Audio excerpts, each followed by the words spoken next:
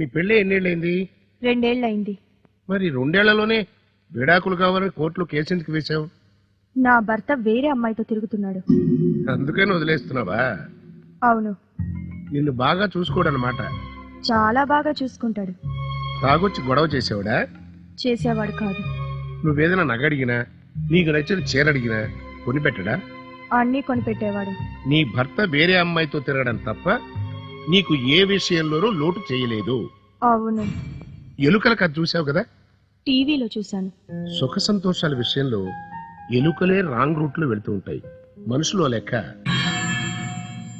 ఎలుకలకున్న understanding మనుషులకు కూడా ఉండాలమ్మా. అందుకని కేసు విత్డ్రా చేసుకుని నీ భర్తతో సుఖంగా ఉంటావా? నోరు మూసుకోండి సార్. సిగ్గుండాలండి. మనుషులు చేసే కాపురాన్ని ఎలుకలతో పోలుస్తారా? ఎలుకలకి సిగ్గుండదు, వాటి కామన్ సెన్స్ ఉండదు. అవి బట్టలు లేకుండా జనం ఏ మొగుడు పెళ్ళాం కూడా బట్టలు లేకుండా ఎలుకల్లా చేయరు. మీరు చేస్తారా? ఎలుకలకి, కుక్కలకి, పందులకి, పిల్లులకి మనలాగా జ్ఞానం ఉండదండి. కాబట్టి ఎలా పడితే అలా, ఎక్కడ పడితే అక్కడ పడి దొరుకుతుంటాయి. మనం సంసార ధర్మం పాటిస్తాం కాబట్టి ఇది మా అమ్మ, ఇది మా నాన్న, ఇది మా తాత, ఇది మా ముత్తాత, ఇది మా బాబాయ్, ఇది మా పెదనాన్న, ఇది నా చెల్లి, ఇది నా అక్క అని నా వాళ్ళని గర్వంగా చెప్పుకుంటామండి.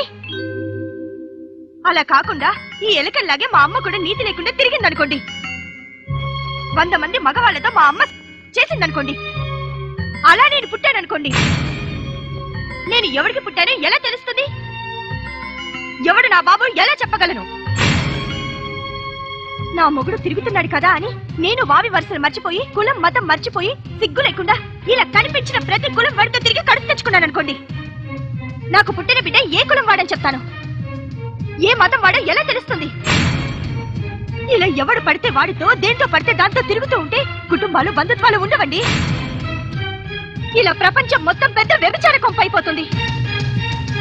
ఆచారాలు, సంప్రదాయాలు, విలువలు ఏమి ఉండవండి. అలా కాకుండా ఉండాలనే కదండి పెళ్లిళ్ళు చేసుకుంటాం. ఇంకెప్పుడు మనుషుల్ని ఎలుకలతో పోల్చకండి.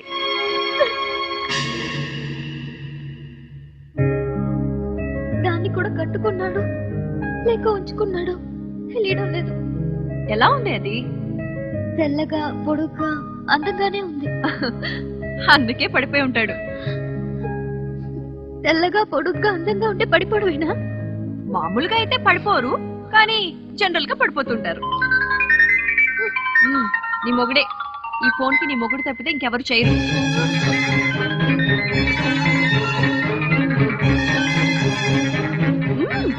మాట్లాడు. నేను మాట్లాడుకో. I hate him. చచ్చిన అతనితో మాట్లాడు. మొహం పగులుతుంది. మాట్లాడు.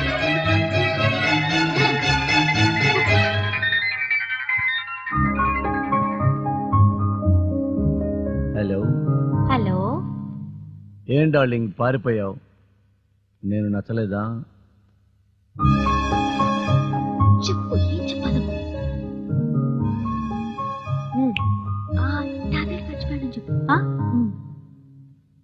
నచ్చక కాదు డియర్, హడావిల్లో టాబ్లెట్ తెచ్చుకోవడం మర్చిపోయాను, అందుకే పారిపోయాను. టాబ్లెట్? పరువు పోకుండా ఉండడానికి dear. Oh don't worry darling, next time నేను కూడా జాగ్రత్తలతో వస్తాను. మళ్ళీ ఎప్పుడు కలుద్దాం డార్లింగ్?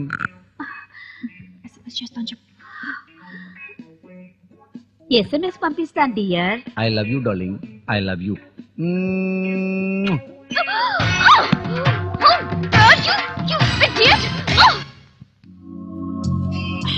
రుచిని చూడంగానే బాడీ అంతా హీట్ అయిపోయింది. బాడీ కూల్ అవ్వాలంటే ముందు లూయిస్ దగ్గరికి వెళ్ళాలి. లూయిస్, ఐఎమ్ ఎక్స్ట్రీమ్లీ సారీ అమ్మా, I'm extremely sorry. Louis darling, ointment రాస్తా. నా మాట విను డార్లింగ్, ఆయింట్మెంట్ రాశాక నొప్పి తగ్గుద్ది. నొప్పి తగ్గిన తర్వాత అప్పుడు నన్ను కొట్టచ్చు కదా. మందు రాయిని అమ్మా. నొప్పితే ఎలా కొడతావు? నొప్పితో కొట్టలేవు కదా, నొప్పితో కాలు కదిలించలేవు కదా.